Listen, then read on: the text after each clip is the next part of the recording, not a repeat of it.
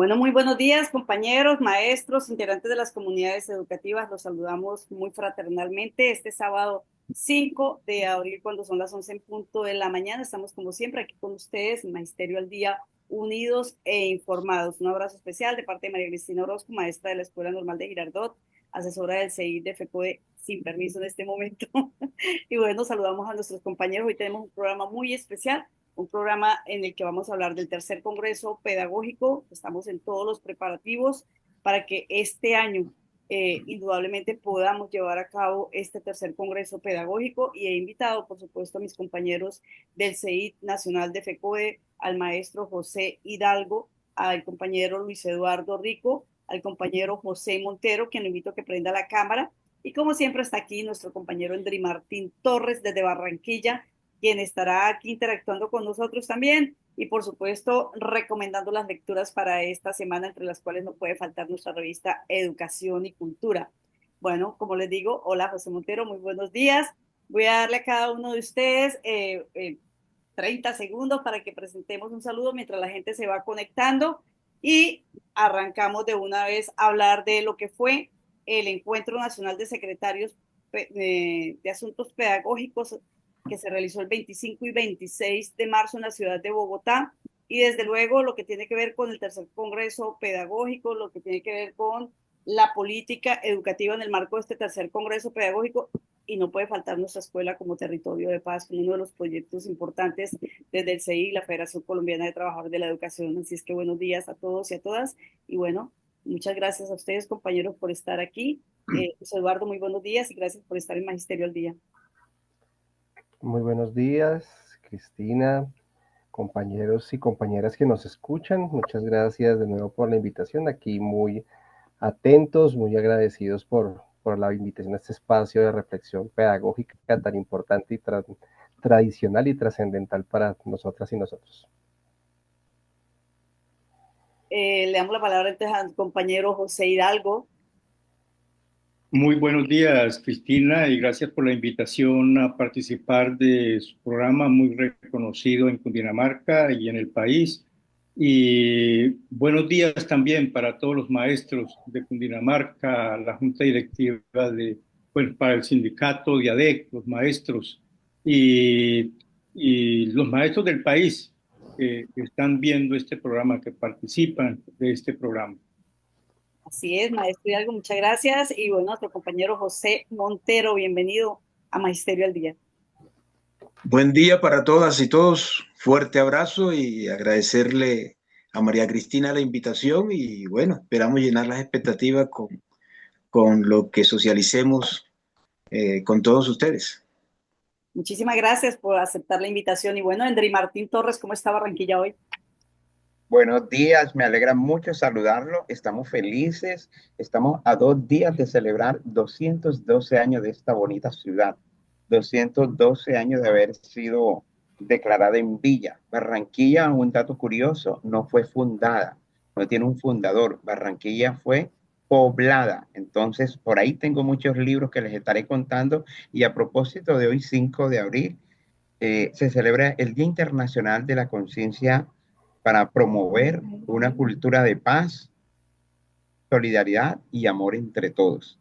Entonces, sé que este encuentro pedagógico de cada 8 días nos permite como estar viviendo todo esto, y nuestros invitados nos van a hablar de eso que necesitamos en nuestro país, en la escuela especialmente, hablarlo con los padres de familia. Entonces, bienvenidos y bienvenidas. Y María Cristina, contarte que el programa de hace 8 días que habló sobre la consulta popular ha tenido mucha acogida porque muchos profesores del área de ciencias sociales han dicho, bueno, hay que mirar el programa, analizarlo y reflexionarlo, todo lo que nos dijo el abogado. Me robé unos minuticos, pero bienvenidos y bienvenidas y un abrazo fuerte desde Barranquilla. No, pues excelente la información, y desde luego que ese es el objetivo que tenemos cuando programamos cada uno de los temas. Muchas veces los compañeros sugieren los temas y otras veces pues consideramos que es pertinente y organizamos la invitación a las personas, maestros, profesionales, expertos, para que profundicemos en esos temas que son de interés nacional para los maestros, para las comunidades educativas. En este caso, reitero, vamos a estar hablando de lo que tiene que ver con el tercer Congreso Pedagógico. y entonces ahí vale la pena hacer algún recorderis. Por ejemplo, en la revista número 13 de Educación y Cultura de 1987, bajo la dirección de Abel Rodríguez Céspedes, hay un artículo de Gustavo Escobar y Hernán Suárez. Y me refiero a la revista y al artículo, y lo cito porque está la revista de manera virtual, así es que todos los maestros y maestras y demás integrantes de la comunidad educativa que quieran conocer la historia del movimiento pedagógico colombiano, la historia de nuestra revista Educación y Cultura y todas las luchas que hemos dado pedagógicas a lo largo de la historia del movimiento pedagógico y de la Federación Colombiana de Trabajadores de la Educación, pues allí pueden encontrar toda esta información. Y bueno, allí dice, por ejemplo, frente al primer Congreso Pedagógico, reconocido por propios y extraños como evento de esperanza y satisfacción, punto de partida, manifestación cultural autóctona, signo estimulante en medio del panorama sombrío del país, fenómeno notable de la educación en este siglo, propuesta socialmente histórica, afirmaciones provenientes del presidente de la República, el ministro de Educación, el rector de la Universidad Pedagógica Nacional, investigadores y profesores universitarios. La realización del Congreso Pedagógico Nacional constituye el logro cultural y pedagógico más importante del magisterio colombiano en los últimos tiempos. De esa manera, en esta revista se refirieron los compañeros frente a lo que fue el primer Congreso Pedagógico. Hoy vamos a hablar del tercer Congreso Pedagógico. Digamos que estamos ansiosos de que se realice. Sabemos que todos los maestros estamos esperando este evento académico, cultural, que se va a organizar y que se ha venido trabajando por parte de la Federación Colombiana de Trabajadores de la Educación. Justamente en ese propósito, pues ya se realizó, como les decía, el 25 y 26, un encuentro nacional de secretarios de asuntos pedagógicos. Lamentablemente no pude estar en este encuentro, pero aquí están mis compañeros que estuvieron allí trabajando arduamente y que conocen qué fue lo que pasó. Entonces, invitamos en primera instancia a nuestro compañero Luis Eduardo Rico para que hablemos de qué pasó en este encuentro de secretarios pedagógicos preparatorio al tercer Congreso Pedagógico Nacional. Bueno, nuevamente un saludo cordial a las compañeras y a los compañeros, Magisterio al Día, Cristina, a ti, los compañeros contertulios de Said Fecode, a Endri, muy amables por este bonito espacio. Pues señalar que es frente a un evento, un espacio de encuentro donde hubo variedad, multiplicidad, cohesión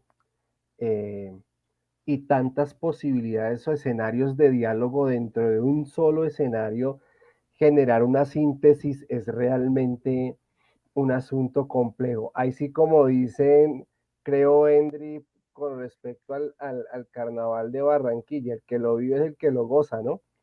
Entonces, algo así se puede decir acá. Así que voy a intentar transmitir, manifestar algo de ese espíritu de optimismo, no, de esperanza más bien, que tratamos de hilar, de entrelazar a partir de estos diálogos que planteamos, y utilizaré de alguna manera el esquema del desarrollo del encuentro mismo. Trataré de plantearlo a partir de allí. Afortunadamente aquí están mis compañeros, los Joses, entonces ellos tendrán la ocasión de complementar desde luego la riqueza de esta experiencia y lo que yo pueda transmitir.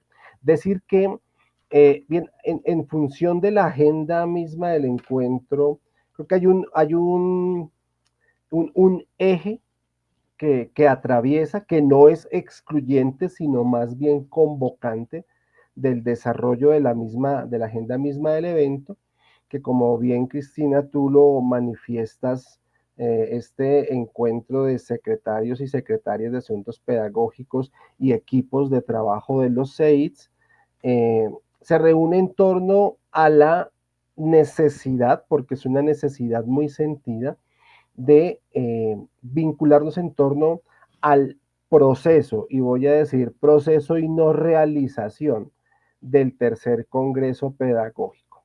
Esto para hacer énfasis justamente en la perspectiva de camino, ¿no? Que es un asunto que se ha venido construyendo ya desde varios años, que por distintos motivos no han permitido su realización, pero que creo yo, pensando un poco desde la subjetividad del de afuera, de alguna manera ese aún no ha permitido que el aún sí o ahora sí se vaya entretejiendo. La agenda inicia, se reúne en torno de este pretexto muy importante, de este tema muy importante, y inicia con una presentación, una convocatoria a pensarnos en el marco del proceso del tercer Congreso Pedagógico, y comienza a presentar una serie de espacios temáticos, si se quiere, pero también problemáticos, a manera de ir aumentando la capacidad de conciencia, la toma de conciencia de lo que implica pensarnos un proceso de congreso pedagógico en el escenario político o en el escenario geopolítico actual. Justamente ese fue el primer panel, el primer espacio, si se quiere. Bueno, estoy aquí saltando algunos espacios de la presentación propiamente, pero el primer panel o el panel inicial tiene que ver con el lugar de la pedagogía en el escenario geopolítico actual. Allí tenemos 3 participantes, los compañeros podrán consultarlo cuando salgan las memorias del encuentro para no ser mucho más específico, pero como asunto central, digámoslo así, que quisiera resaltar, eh, los compañeros que hacen parte de ese panel presentan perspectivas en torno a por qué es necesario pensarnos la escuela en un marco de relaciones que parten del territorio, pero que se encuentran en un marco geopolítico amplio. Y ese marco geopolítico entreteje varias tensiones, una de las cuales es aquella que se atraviesa o que se enuncia a partir de la presencia del neoliberalismo y de cómo el neoliberalismo coarta o determina, influye de alguna manera la organización de la escuela en todos los niveles, en lo pedagógico, en lo didáctico, en lo administrativo, en la subjetividad misma del maestro o de la maestra. Luego se da lugar a un espacio de presentación del plan de acción del CEID. Yo creo, y haciendo una lectura desde adentro, pero a la vez desde afuera, que este plan de acción del CEID, que incluye el trabajo, desde luego prioriza el trabajo en torno a los asuntos correspondientes al tercer Congreso Pedagógico, pero que no lo exclusiviza y que no excluye lo demás, implica o convoca en torno a ese plan de trabajo otras actividades y otros procesos, como el de la Escuela Territorio de Paz, como el trabajo con los PEPA, como el trabajo directamente con la formación de las comunidades, el trabajo con la formación de los planes de trabajo de los CEID. A continuación se hace un trabajo muy interesante, y aquí tenemos que agradecer al compañero José Hidalgo, que es el que nos hace el llamado y la invitación por allá a recobrar un ejercicio, o más bien una presencia que a veces es muy olvidada, y es aquella de pensarnos, la necesidad de repensarnos el por qué y el para qué de los centros de estudios e investigaciones docentes en el marco del movimiento pedagógico, y como uno de las instancias, de los brazos fundamentales de la federación, digámoslo así, brazos pedagógicos, pero también político-pedagógicos, ideológicos. Se hace un trabajo en torno a un documento que yo debo admitir, yo mismo desconocía, pero que una vez con el que uno se encuentra, dice qué riqueza tan interesante en estos enunciados, que son las tesis de los CEID. ¿Qué son los CEID? ¿Qué son los Centros de Estudios e Investigaciones? Es un trabajo de lectura, sí, pero es un trabajo también de repensarnos esas tesis de los CEID, de revisar qué tipo de actualizaciones, cómo hacemos una acogida crítica y cómo esa acogida crítica nos lleva también a entrelazar esa revisión con el proceso del tercer Congreso Pedagógico. Bueno, estoy hablando así muy rápidamente. Luego se hace un trabajo muy importante, fundamental, que tiene que ver ya con la matriz misma del tercer Congreso Pedagógico. Desde luego este no es el escenario, seguramente Cristina generará el escenario para esto, para exponer el trabajo mismo del tercer Congreso Pedagógico, pero la comunidad educativa debe enterarse que uno de los asuntos metodológicos fundamentales para realizar este proceso del Congreso Pedagógico va a ser pensado y está estructurado a través de las categorías de trabajo. Categorías como unidades de análisis de la realidad, pero también categorías como termómetros que nos permiten evaluar la realidad, en este caso, la realidad educativa de la educación pública con perspectiva, si se quiere, o con vocación alternativa, emancipatoria, liberadora en Colombia. Bueno, un trabajo allí muy interesante bajo una metodología didáctica de Café Mundo. Los compañeros de todos los CEIDs fueron rotando por distintas mesas, fueron dándonos sus aportes. La intención era justamente recoger aportes en torno a la organización de esas categorías y en torno a la metodología para el trabajo de esas categorías en cada una de las mesas. Como digo, estoy siendo absolutamente superficial en la síntesis, que es desde luego también abusiva, pero bueno, con la mejor intención. Hacemos un ejercicio que es el ejercicio a la mañana del día siguiente y es pensarnos, todo esto me parece muy bello, uno ya luego viéndolo desde afuera dice, pero por supuesto, todo esto está absolutamente hilado, la subjetividad va hilada, vincula los elementos de la realidad y justamente se realiza un conversatorio donde pues el suscrito participa también y otros compañeros, entre ellos la maestra Piedad Ortega, el maestro Aldemar, y participamos en torno al tema de la subjetividad. La subjetividad, la formación de subjetividades críticas en la escuela y cómo la formación de esas subjetividades críticas son un punto de partida para pensarnos la educación emancipatoria, que es un asunto absolutamente clave.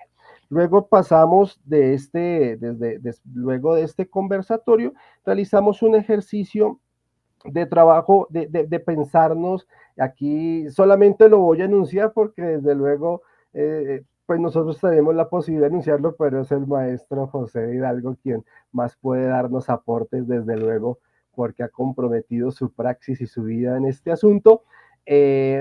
La reflexión sobre la escuela, el proyecto transversal, eje transversal de los asuntos, no solamente del CEID, sino de la federación misma, que es el proyecto de Escuela como Territorio de Paz.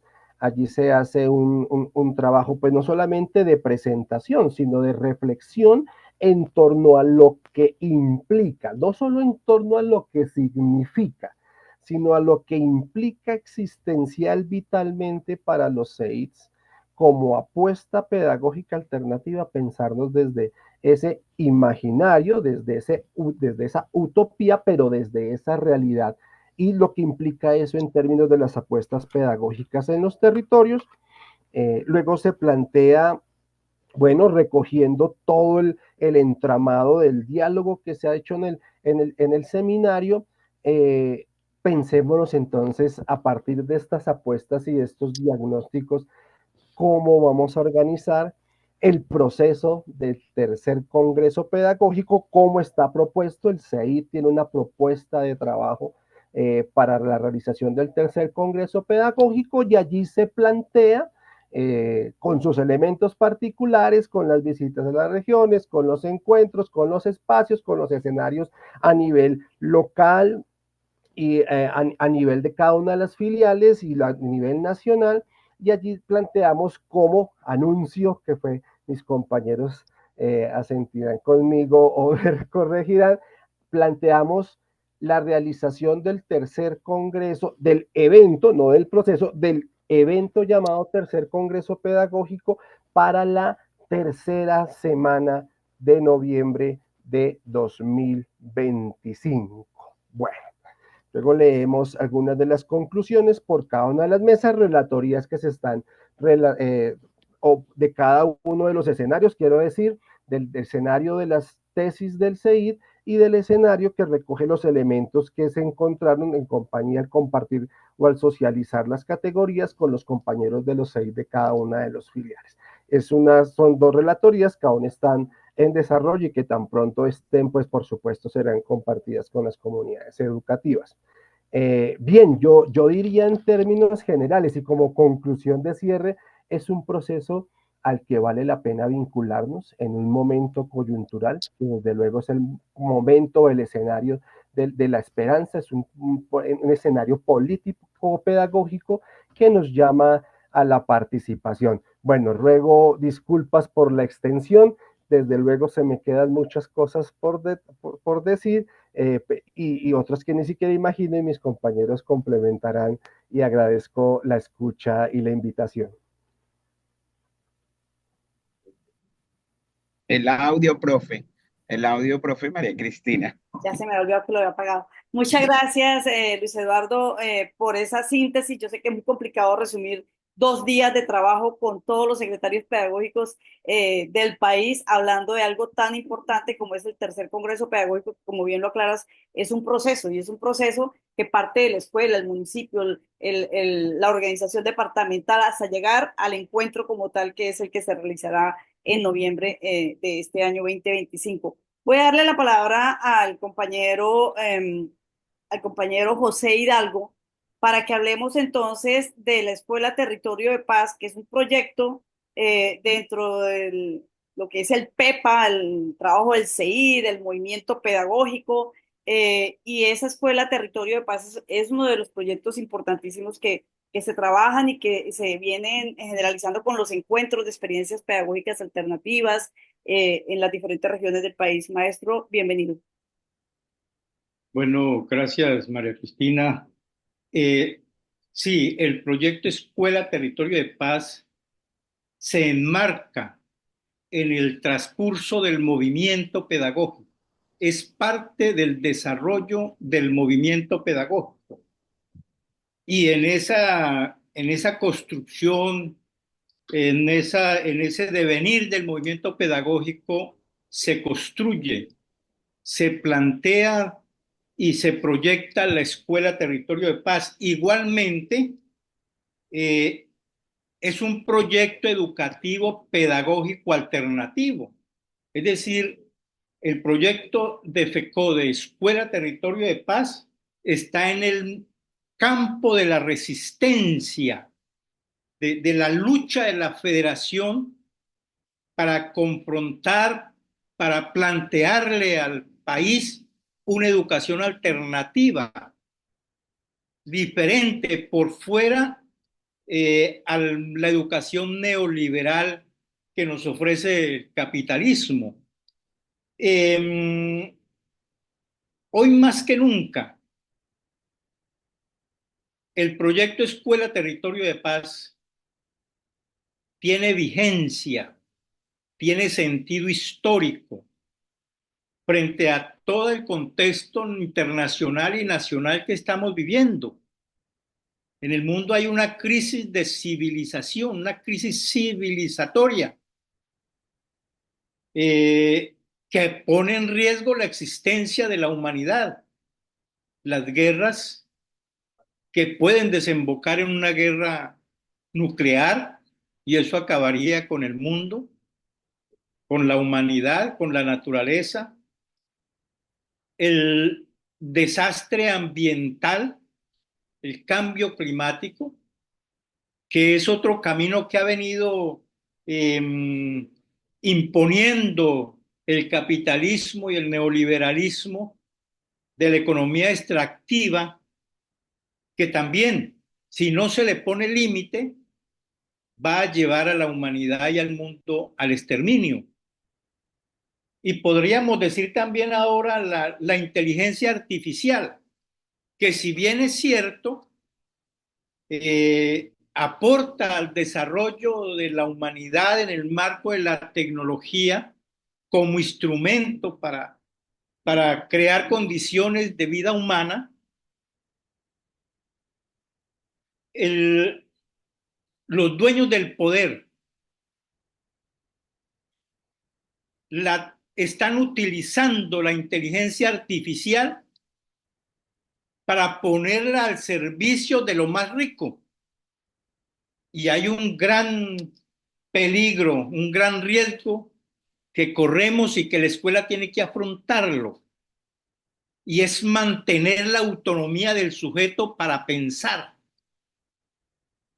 para imaginar, para crear, para proponer y comprometerse con cambios humanos, con la justicia social. Evitar que las máquinas piensen por nosotros como sujetos que somos. Es mantener esa autonomía de pensamiento. Y en el país, todos somos conscientes, sabemos la situación difícil interna que estamos viviendo, la crisis de la paz total,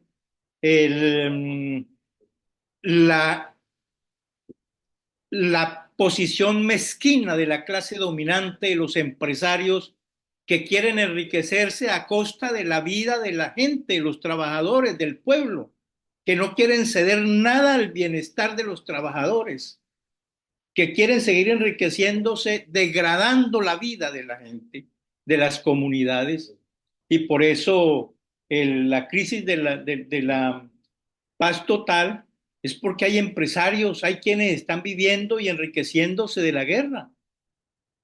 Y toda la arremetida que ha habido contra las reformas sociales es porque los empresarios quieren seguir siendo ricos y seguir manteniendo este estado de bienestar para ellos a costa de la degradación de vida del campesino, de los trabajadores, del pueblo, de los barrios pobres, de la gente marginal. Entonces, frente a esa situación de crisis que estamos viviendo, FECODE viene construyendo y apostándole a la construcción de la escuela territorio de paz. En ese sentido, hemos venido decantando y trabajando el concepto de paz integral, que se nos plantea como un horizonte que se construye desde ahora, desde los territorios, desde las escuelas. Es un concepto relacional que no se reduce simplemente al silenciamiento de los fusiles, no se reduce simplemente a la paz positiva, sino que tiene que ver con la creación de las condiciones sociales, culturales, emocionales, psíquicas, económicas, que garantizan unas condiciones de vida digna.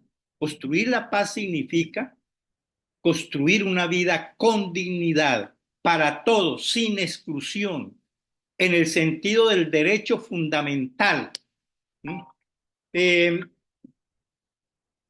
Entonces, y en ese concepto de paz integral, recuerden, ese concepto ha venido desarrollándose desde cuando entendíamos, perdón, la paz, la escuela territorio de paz como un sitio neutral, que ningún bando de los armados se metiera en el territorio escolar. Eso fracasó. Eso fracasó porque los fusiles no respetan ninguna humanidad, no respetan la escuela y no respetan la juventud, los docentes, la cultura humana no la respetan.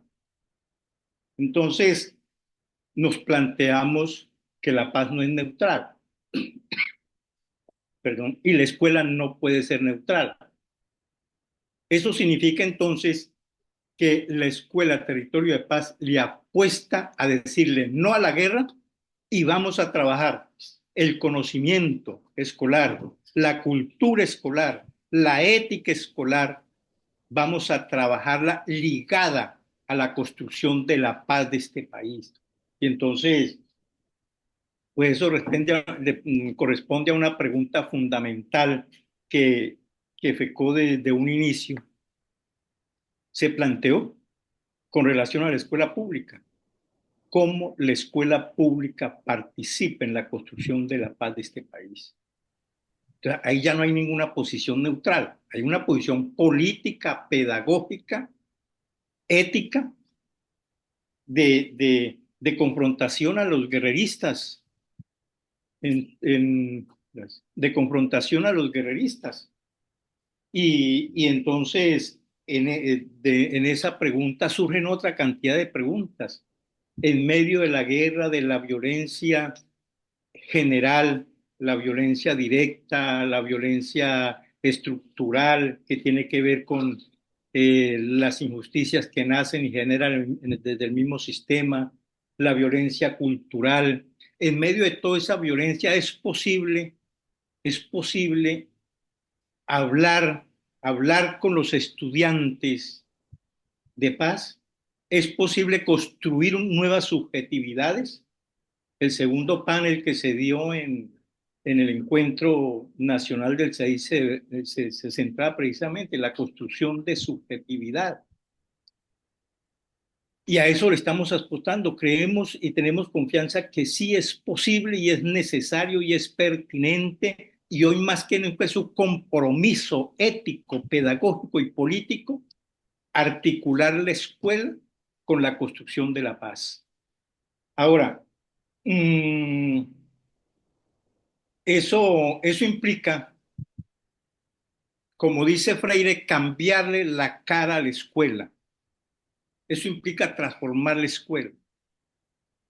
Simplemente voy a dar algunas puntadas. Uno, la paz es un problema social. La paz es un problema de las comunidades. La paz es un problema del país. Y en donde está circunscrita la escuela, en donde la escuela actúa y permanece. Entonces, hablar de escuela territorio de paz implica abrir la escuela a las comunidades, que la escuela se arriesgue al diálogo pedagógico con los padres de familia, con el movimiento social, con el movimiento campesino, con el movimiento indígena, para fortalecer la escuela, la educación, la cultura y también los procesos de avisorar nuevas formas de economía diferente a la competitividad, formas de economía solidaria, para entre todos construir la paz. La escuela no es una burbuja encerrada que encerrémonos aquí a hablar de paz y a hacer lo que podamos dentro de la escuela, aislada de los padres de familia, aislada de las comunidades, aislada de toda la dinámica del barrio, el comercio, los tenderos que están ahí relacionadas con la escuela, que hace parte del contexto de la escuela, que sus hijos van a la escuela. Entonces necesitamos ese diálogo de la escuela con las comunidades para. Y el otro elemento fundamental en la construcción de la escuela territorio de paz es que la escuela no evade el conflicto. La escuela afronta los conflictos, los estudia, los comprende, se incomoda ante los conflictos, se formula preguntas ante los conflictos y en ese proceso entonces va construyendo las relaciones de la escuela con el territorio, con los problemas sociales, con la guerra, con la violencia.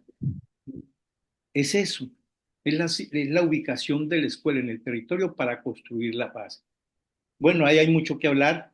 Quiero terminar diciendo que el proyecto Escuela Territorio de Paz como proyecto en construcción está en la mira también participando en el tercer Congreso Pedagógico. Hay una categoría específica del Tercer Congreso Pedagógico Nacional y consideramos que ese Tercer Congreso Pedagógico tiene que ser un acontecimiento en el sentido que le plantea al magisterio nuevos derroteros para la construcción de la paz de este país.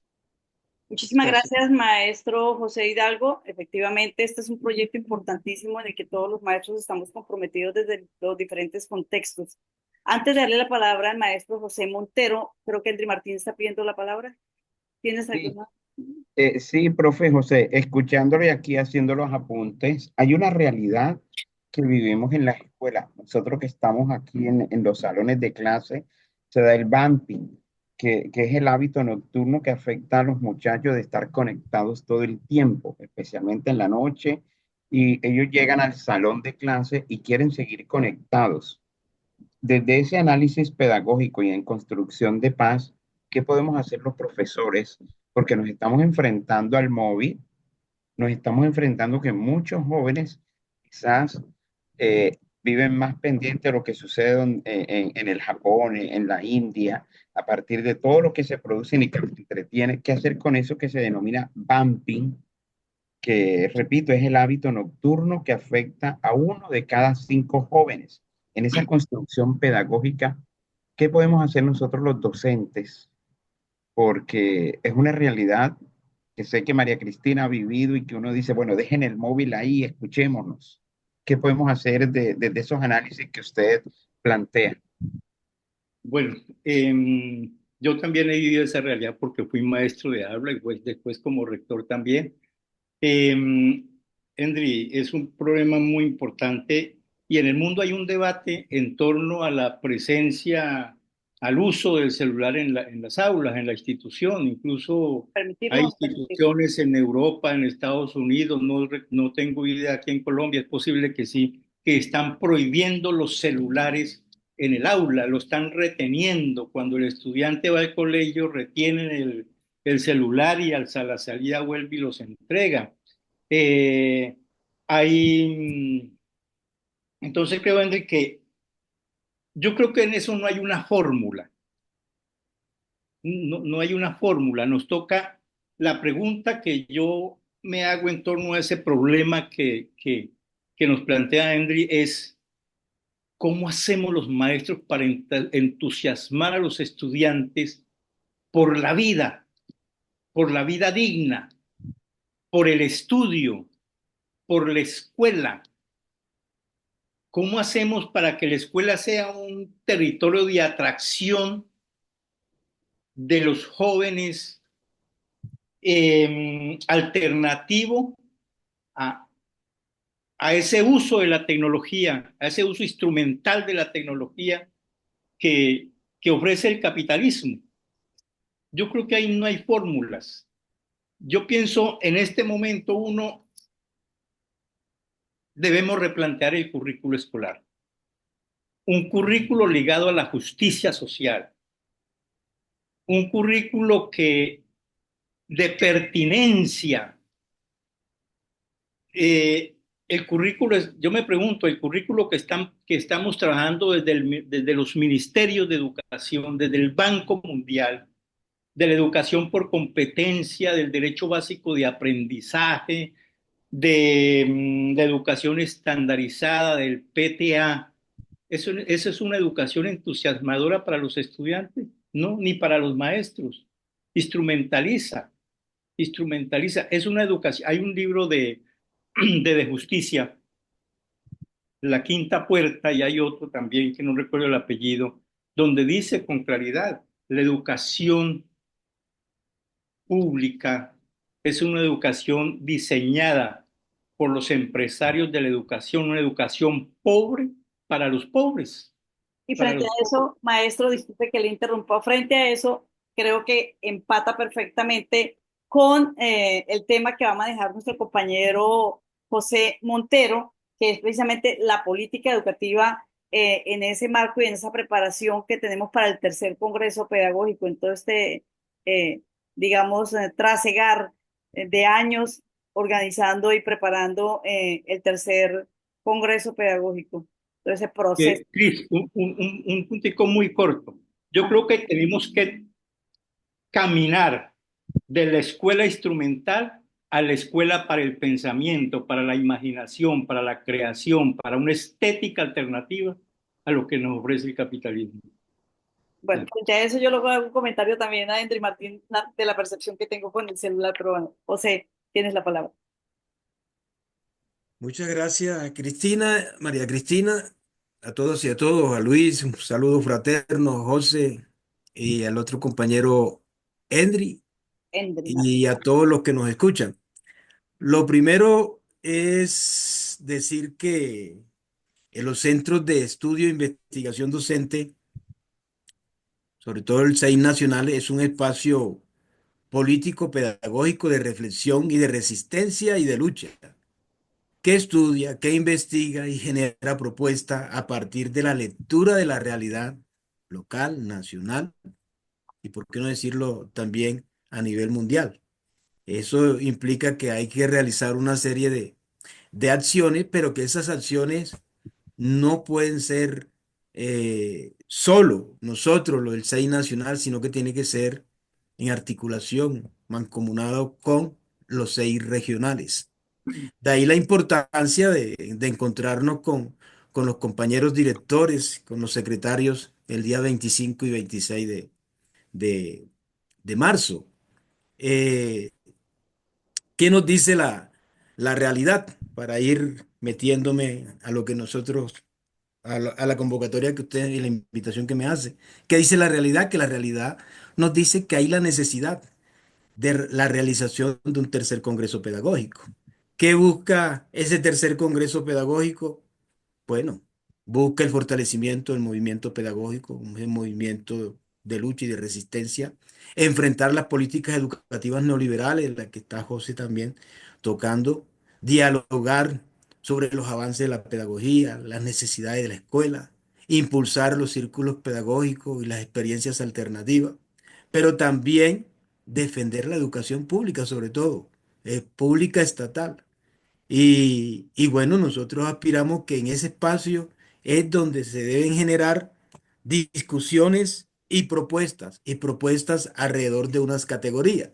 Y dentro de esas categorías está lo que hemos dicho, política educativa. Política educativa. Eso juega un papel importante. Hoy cuando todo el mundo habla de cambios, habla de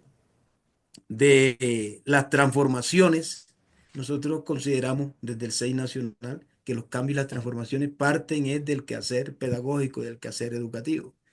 Y por eso le damos esa importancia al tema de la política educativa, esa discusión de la política educativa. Eh, yo traía una presentación, pero creo que para, ¿Estás habilitado para presentarla si para deseas? colocarla, entonces Sí. me dices cómo es la cosa aquí para Ya, ver. ya te tengo habilitado en la parte inferior de la pantalla donde dice compartir. Sí, Eso, ahí se ve ya, sí. ya está ahí. Ahí, Ya. ahí- Perfecto. la amplío o la dejo así como tú quieras. Si quieres ampliarlo, lo puedes hacer. Bueno, vamos a intentar de colocarla, ampliarla para ver.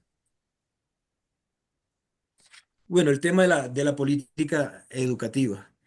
Entonces creemos que es ahí donde hay que incidir fuertemente porque le apostamos que los cambios y las transformaciones parten es de ahí, de nuestro quehacer educativo, incidir en las subjetividades de las que hablaban los compañeros. eh, y bueno, aquí presentábamos eh, una definición de la política educativa con una expresión de Paulo Freire cuando dice que todo acto educativo tiene una intencionalidad política. Ahí también lo podemos interpretar y ver que Paulo Freire hace referencia a que hay unos intereses y que estos intereses están relacionados con un modelo, puede ser un modelo económico, está relacionado con un pensamiento, con una ideología y que muchas veces que es una ideología de los que tienen el poder. Hay que decir lo que es de los que tienen el poder, pues, no va a ser así como que de nosotros, pero que nosotros lo que hacemos es multiplicarlo y replicarla. Y que todo eso, detrás de todo eso está la política educativa. Ahí en esa gráfica podíamos definir la política educativa existente en nuestro país, a pesar de que contamos con un gobierno alternativo, pero eso no es fácil. Erradicarlo de la noche a la mañana, como pasar una página, eso no es fácil. Entonces, ¿qué es lo que hay ahí en esa gráfica, en ese dibujito para definir la política existente? Total exclusión. Vamos pasando por los diferentes niveles educativos, pero los que entran en un nivel no son los mismos que salen de ahí para entrar al siguiente nivel. No, van siendo excluidos porque hay unas talanqueras, hay unas paredes puestas ahí que no permiten avanzar. Esto nos hace recordar a nosotros y cuando hablamos a la universidad vemos que son pocos los que logran llegar y convertirse en profesionales porque es excluyente, no es incluyente, sino excluyente. Eh, Eso es lo que se observa ahí y eso también nos recuerda la lucha que dimos para hundir la ley, eh, ley que le apostamos al derecho a la educación como un derecho fundamental. Y si no salimos, mejor dicho, se vienen a empeorar las cosas. Y ahora, también, igual también están unas definiciones como decisiones gubernamentales para definir la política educativa. Pero cuando hablamos de decisiones gubernamentales, lo que nos viene dentro de la interpretación es que también es excluyente, que no hay participación de las comunidades, sino que son decisiones tomadas de acuerdo a unos intereses que está relacionado con un modelo económico predominante neoliberal, etcétera, etcétera. Y hay otra concepción que es con la que medio nos casamos un poco, que hay que seguir construyéndola, que es como un proyecto. Cuando hablamos de proyecto, también debemos interpretar lo que los proyectos parten de la lectura y el análisis de las realidades existentes.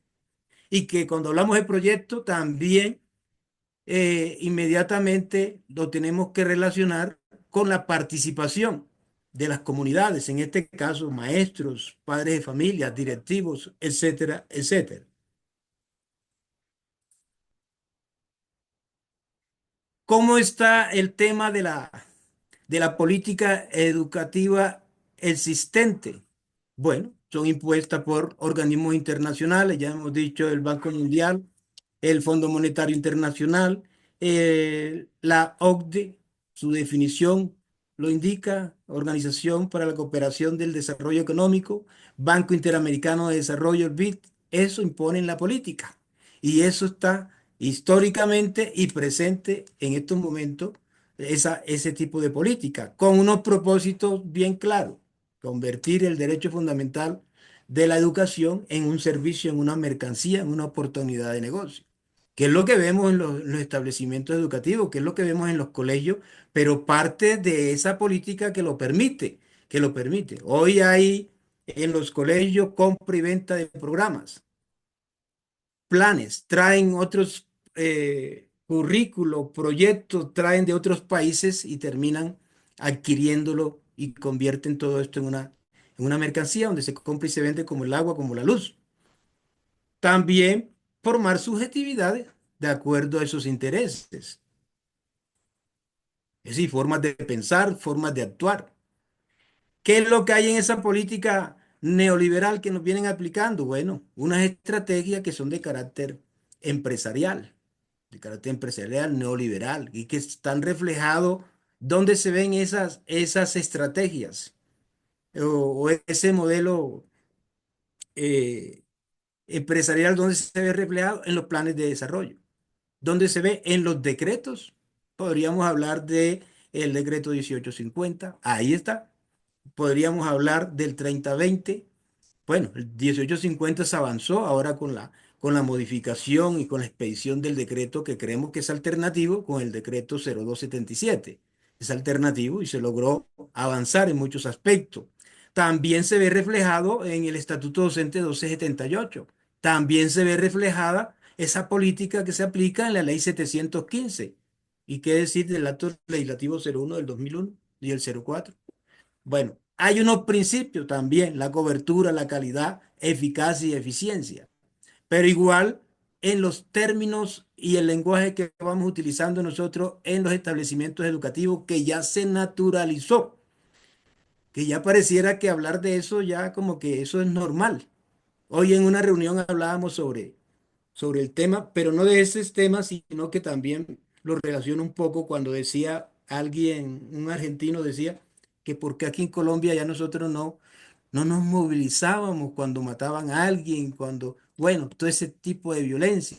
Y yo le respondía lo mismo.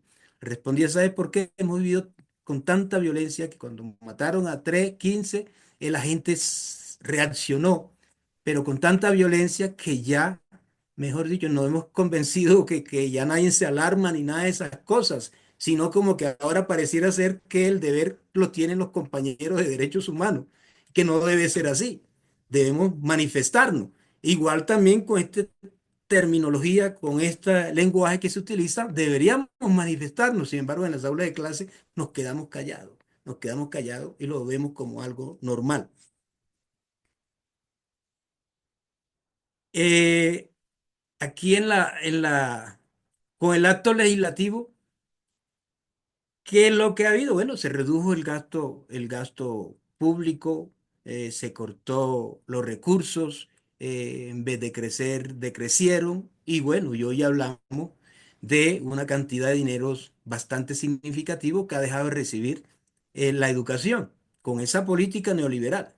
Pero que se avanzó, ahora se avanzó con una ley que consideramos que es alternativa también, que hace falta todavía la reglamentación, que nos toca movilizarnos, es cierto, pero se ha avanzado dentro de eso para lograr reformar esos articulados 356, 357. Con el decreto 1278, por ahí hablaba José del tema de la instrumentalización, en eso nos hemos convertido. Yo que soy el 1278, en eso nos hemos convertido. Pareciera ser que el mejor docente no es el que cuestiona, no es el que aporte, que hace la crítica constructiva, sino que todo lo contrario. Es el docente que acata, que asume lo que le digan sin chistar y sin decir nada, porque detrás de eso también hay una evaluación, que es la evaluación de desempeño, con el cual reprimen el pensamiento de los maestros. En algunos casos, no vamos a decir que en todos los casos, hay liderazgos autocráticos que son los que reprimen, a otros democráticos que sí permiten esa participación. No solamente hay algunos que obedecen, sino que hasta proponen. Sí. También aparece un instrumento, el índice sintético de la calidad, que hoy se habla de evaluar para avanzar, pero con eso quieren medir la calidad.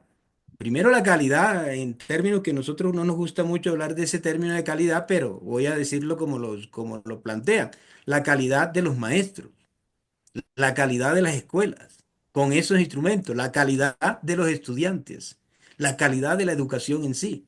Entonces, se ubican en unas determinadas áreas, que ya sabemos que es español, matemática y algo de ciencia, porque son las que le sirve al empresariado, son las que le sirven a ese modelo que hablaba yo, del modelo neoliberal, el modelo capitalista, es lo que le sirve, conseguir eh, jóvenes que salgan sabiendo leer, escribir y que también sepan las operaciones, y con ellos se premian a los empresarios con conseguir mano de obra barata.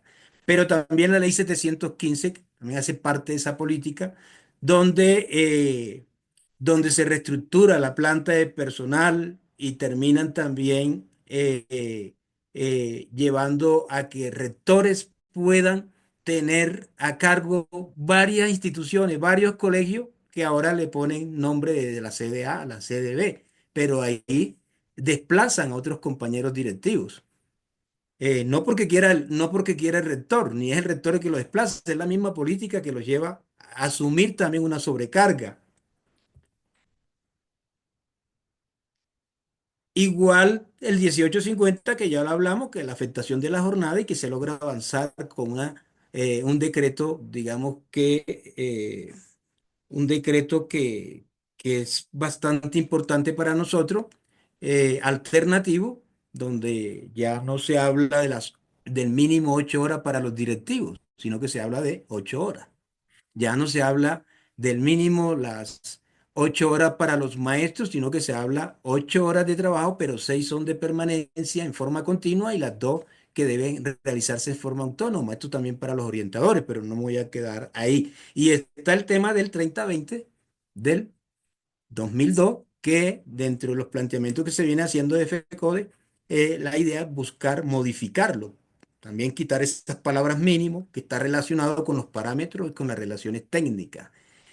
Yo voy a irme aquí a lo último ya porque para no quedarme tanto ahí en lo último, para terminar Por favor. diciendo unas conclusiones sobre esa política y, y por qué nosotros tenemos que hacer ese tercer congreso pedagógico, hacer toda la discusión y hacer todos los aportes para convertir eso en una política eh, alternativa y que beneficie al magisterio y a la comunidad educativa y a nuestros estudiantes. Entonces, dentro de las conclusiones, los parámetros establecidos por FECODE tienen unos impactos significativos en los sistemas educativos. Bueno, hay unos parámetros que viene discutiendo FECODE alrededor de la modificación del 30-20. Es importante insistir en que toda esta normatividad de corte neoliberal tienen que ser ajustada, modificada y que esto nos permite el debate, la discusión y la reflexión en ese tercer congreso pedagógico. Eh, yo lo dejo ahí, María Cristina, entonces es eso, mil gracias a todas y a todos. José, muchísimas gracias. Efectivamente, ese es el debate que debe generarse en todo este proceso preparatorio al tercer Congreso Pedagógico en cada una de las instituciones, en cada uno de los municipios y en cada una de las regionales de la Federación Colombiana de Trabajadores de la Educación, FECODE, a través de los CEIT regionales, a través de las Secretarías de Asuntos Pedagógicos en las subdirectivas de cada uno de los municipios. Eh, que le tengo que hacer dejar de compartir. Profe María Cristina, Sí, hay una pregunta desde un pueblito de Caldas. Acá una profe me escribe y con respecto a lo que plantea el profesor, nos dice, ¿cómo hacer con el uso de los temas actuales desde la realidad de la escuela? ¿Cómo involucrar esos temas actuales? Él nos planteaba, dice acá la profe, estoy leyendo, nos plantea esas asignaturas que están formando, pero cómo interactuar esos temas actuales desde la escuela, cómo ir como en contravía y aplicar esa realidad, es lo que yo creo, le entiendo a la profe. Maestro, es la pregunta que nos hace. José, antes de contestar, por favor, puedes dejar el modo compartir. No, no Déjame ver dónde le doy porque esto está como en inglés. ¿Será que le doy ahí donde dice stop? creo. Luis, porque aquí le sale todo en inglés. Espérate, le doy que no me vaya a sacar esto ahora. Eh, No, ya, perfecto. Ahí lo cerré, sí. Ya, ya, ya. Yo estaba buscando a ver si podía Bien. hacerlo, pero no me dejaba hacerlo ni acá. Yo no logré, bueno, medio entendí la pregunta de la profe, pero yo creo que ella habla por el tema de la exclusión de la demás área, cómo que no se le da importancia a la demás área cuando hace parte de esa formación integral de nuestros estudiantes y que tienen el mismo peso, o a veces mucho más peso de esas áreas del arte, de la educación física, todo eso en ese proceso de formación. Entonces yo lo que digo es que como nos imponen un currículo, que hablaba también José ahorita, un currículo, nos lo imponen desde allá arriba y está basado en el tema de las competencias y esas cosas. Lo que tenemos que hacer nosotros es la resistencia de los órganos del gobierno escolar. Tenemos es que ajustarnos y agarrar como una herramienta de lucha la Ley General de la Educación, la Ley 115, y hacerla valer, y hacerla valer. Entonces, el mecanismo y el medio que tenemos para confrontar todo ese currículo que nos vienen imponiendo, darle peso al proyecto educativo institucional, qué es lo que necesita la institución como tal, qué proyectos a través de esos consejos académicos y consejos directivos. Efectivamente, es importantísimo darle peso a las funciones que tiene el consejo académico, porque es allí donde se toman estas determinaciones. Y sí es una práctica que se ha venido dando en las instituciones educativas y que muchas veces pareciese digamos, tener muy buenas intenciones, pero al final de cuentas no es eso, porque terminan maestros sobrando. A lo poco tiempo, al año siguiente, ya hay maestros que sobran, pero además volvemos al punto de que se están dejando áreas que son importantísimas para la formación integral, cada vez se les va quitando espacio con el cuento de que tenemos es que prepararnos para las pruebas externas y ellas están centradas en unas competencias que son las del mundo del mercado y pues bueno, ese es el debate, la discusión y la resistencia que hay que hacer en las instituciones educativas desde los consejos académicos y desde cada una de las instancias. No sé, Luis, creo que quieres agregar algo ahí. Luis Eduardo. Sí, que es que solo para mencionar y porque, bueno, el tiempo al aire es Ya, corto, ¿no? sí, sí. Solo señalar eh, el asunto de que cuán importante resulta pensarnos hoy y ser capaces de articular una política pública en educación que para el caso colombiano logre leer en realidad o posicionarse desde la realidad de, o de las múltiples realidades que atraviesan la gran realidad llamada Colombia. Solo plantear que tenemos un gran reto frente a eso.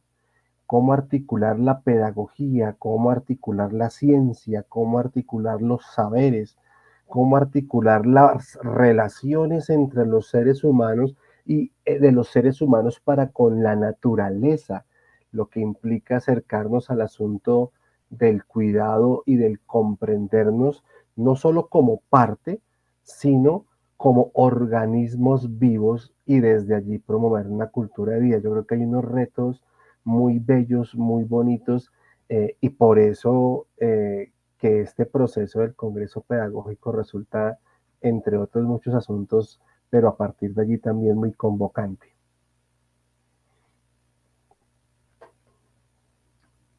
Micrófono, Cris. El micrófono, profe María Cristina. Distraída. Estoy distraída acá.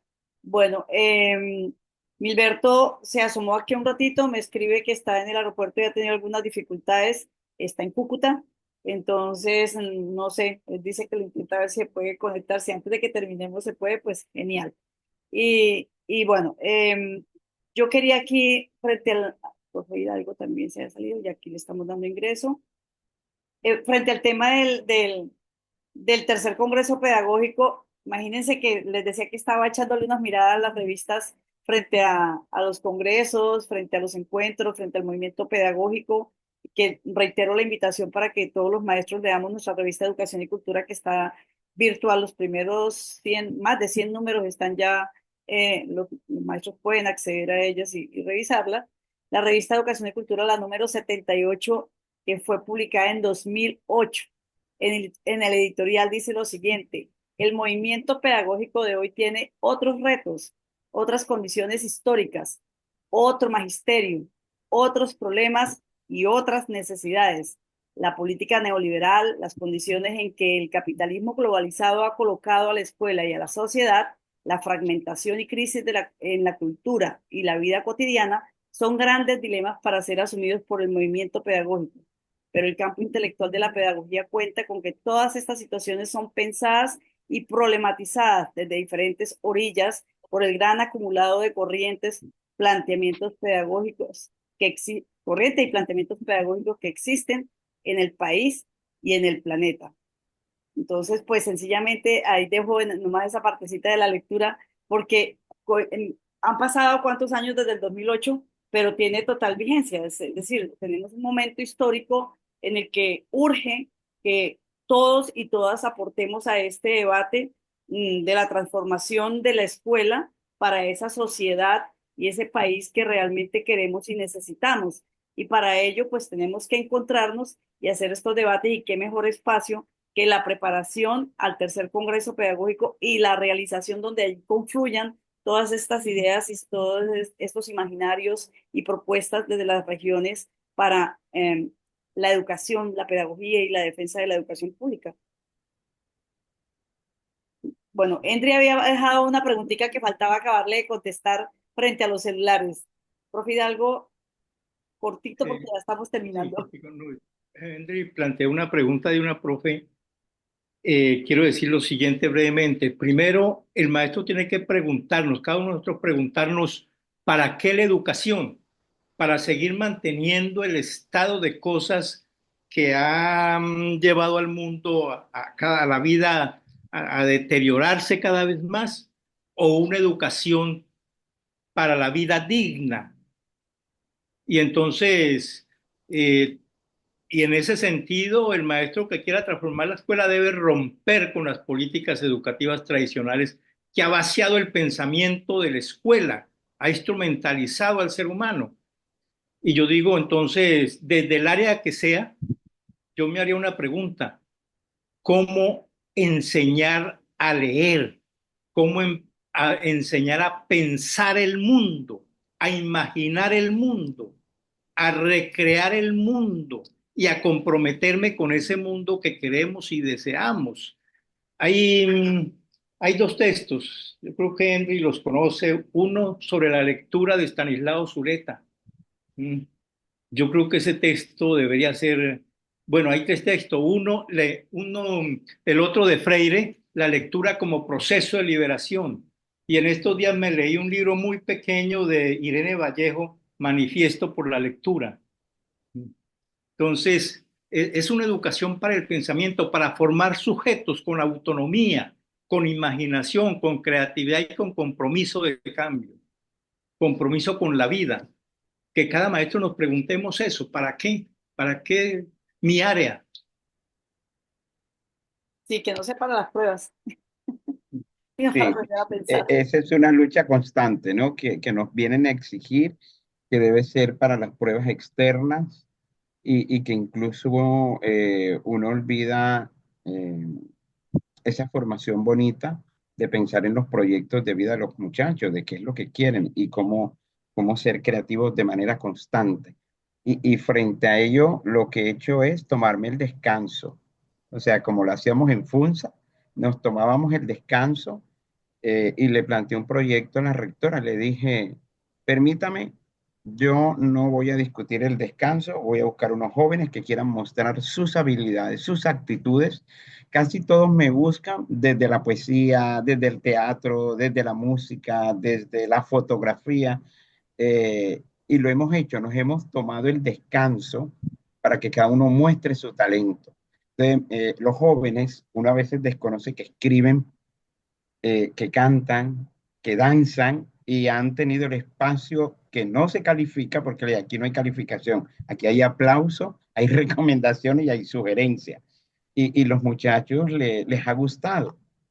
Incluso estamos pensando en tener una emisora escolar, estos que les gusta que de pronto les da pena en público, pero que detrás de un micrófono muestran sus habilidades para ser poeta, para ser locutores, para hacer entrevistas. Y ahí vamos como en ese proceso, no apostándole solo a las pruebas, sino al talento de los muchachos. Y hay muchos libros, ¿no? Este que María Cristina tiene allá, el color naranja, creo que lo tiene. Yo tengo el azul, tengo el verde y tengo el amarillo.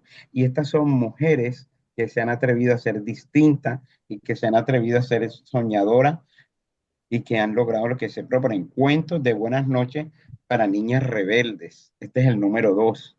Nos cuenta la historia de 32 jóvenes, 32 mujeres que se han atrevido a desafiar esas políticas. No sé si ya estamos en el espacio de libres con libros, Sí, ¿sí? sí, ya, libres con libros. El tiempo ya Entonces, apremia. cuentos, el uno, el 2, el 3 y el 4. Este es eh, el uno, que es 100 mujeres, acá tiene 100 mujeres. Entonces, nos cuenta la historia de esas mujeres que han desafiado como las políticas y se han atrevido a ser distintas. A propósito que estamos en abril y que el 17 recordamos la partida de Gabriel García Márquez, bueno, y que ya celebramos el Día del Idioma, este libro de Rodrigo García, del hijo, Gabo y Mercedes, una despedida. Aquí nos narra cómo en un momento Mercedes se da cuenta que, bueno, no sé, sería el amor, le diría, Cuando lo leo, yo dije, bueno, esto debió haber sido el amor, porque le dice, bueno, le dice Mercedes al hijo, creo que ya Gabo como que se va, entonces preparémonos. Y aquí Rodrigo narra todo ese momento que sintieron. Y hablando de mujeres, ya para cerrar, mujeres en lucha. Este era para marzo, pero yo creo que es para todo el año. todo el año vale. Para todo el año, mujeres en lucha. La historia de 150 años de reivindicación para que nuestros profes y quiero que nuestros profesores escriban ahí en el canal de YouTube, que cuenten sus experiencias. Me narraba un profesor de ciencias sociales que él vio el programa del sábado de hace 8 días y cambió totalmente su, como su currículo, como lo que tenía planeado y dijo, no, voy a hablar ahora de los mecanismos de protección de los derechos fundamentales. Le dije, excelente. Y si necesitas asesoría, bueno, en el programa buscamos otros abogados que nos vayan eh, explicando desde la realidad y acá la Constitución. Este debe ser de todos los días y debe permanecer en el patio, en el baño, en el salón y que los muchachos lo tengan ahí siempre, la Constitución Política de Colombia. Serían mis recomendados. Muchísimas gracias, Henry. Bueno, aquí ha habido buenos recomendados. José Hidalgo recomendó varios libros. Y me interesó el último manifiesto por la lectura de Irene Vallejo. No lo tengo. Vamos a ver si lo podemos conseguir. No sé si quiera recomendar de cada uno de ustedes un libro, porque yo voy a cerrar recomendando nuestra revista Educación y Cultura. Si quieren recomendar algún libro, José Montero, Luis Eduardo. Luis Eduardo recomienda de filosofía. No, yo les recomiendo uno a propósito de este asunto de la enajenación. Justo lo estoy leyendo por estos días y aquí lo tengo. Bueno, está por ahí refundidito. Hay un libro que me está llamando mucho la atención, el asunto de la enajenación sugerida o realizada a través del mundo de la inteligencia artificial, de los medios de comunicación que a veces no son tan comunicativos, sino meramente informativos. Es un texto de un filósofo llamado Eric Sadin, se escribe Eric Sadin, y se titula Vida Espectral. Vida Espectral. Y básicamente cuenta cómo en este mundo de la infocracia estamos terminando por convertirnos en no más que espectros los unos para los otros y necesitamos recuperar la capacidad de entendernos como seres humanos. Un texto muy bello y creo muy pertinente para la escuela. Gracias, Luis Eduardo. O sea, ya revisó toda la biblioteca. No, sí, no, yo como recomendaría este libro de Mitchell Eliard, El fin de la escuela. Es importante echarle una miradita, una leída, porque nos da unos elementos importantes y un análisis de esa realidad. También recomiendo Capitalismo y Despojo de Renán Vega. Bueno, y entonces cerramos el programa de hoy. Primero que todo, agradeciéndole a cada uno de ustedes, compañeros, por haber estado aquí compartiendo ese análisis sobre el Encuentro Nacional de Secretarios de Asuntos Pedagógicos y obviamente la proyección y toda la planeación y el trabajo que se viene para poder hacer realidad el encuentro de noviembre en el tercer Congreso Pedagógico Nacional de la Federación Colombiana de Trabajadores de la Educación. Y pues desde luego gracias nuevamente por sus aportes, sus valiosos aportes y invitar a los compañeros maestros y maestras a leer la revista Educación y Cultura y hay plazo hasta el 18 de abril para hacer llegar sus artículos para la revista, la edición número 155 de nuestra revista Educación y Cultura. Y el tema es educar en medio del conflicto, las voces de los maestros. Si tienes una reflexión, una historia o una experiencia alternativa, queremos socializarla. Ahí está el correo, perdón, el enlace donde puede mirar los requisitos www.revistavirtual.fecode.edu.co y pues dónde enviarla también. Igual si usted tiene una revista o quiere entrar a la revista virtual, ahí encuentra en las últimas páginas, encuentra las recomendaciones para el envío de los artículos y el correo a donde debe enviar su artículo para la respectiva revisión. Entonces están todos cordialmente invitados e invitadas a escribir para la revista número 155. Entonces, simplemente desearles un feliz fin de semana a todos y a todas.